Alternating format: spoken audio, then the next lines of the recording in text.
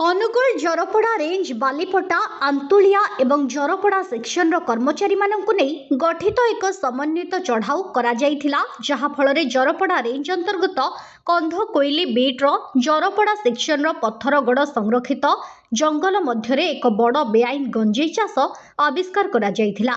प्राय 0.5 हेक्टर जंगल एवं संलग्न घरोई जमी रे विस्तारित एही वृक्षरोपण रे प्राय 550 गंजेई गछ थिला।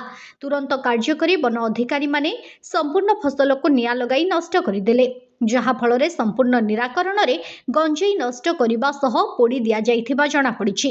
एही सफल अभियान एही अंचल रे अवैध गंजेई चाष को रोकिबा एवं वन संपद को सुरक्षा देबा पई विभागर जारी प्रयास रे एक गुरुत्वपूर्ण पदक्षेप निया जायछि बोली जरपड़ार रेंज ऑफिसर श्री माधव चंद्र कहिसंती।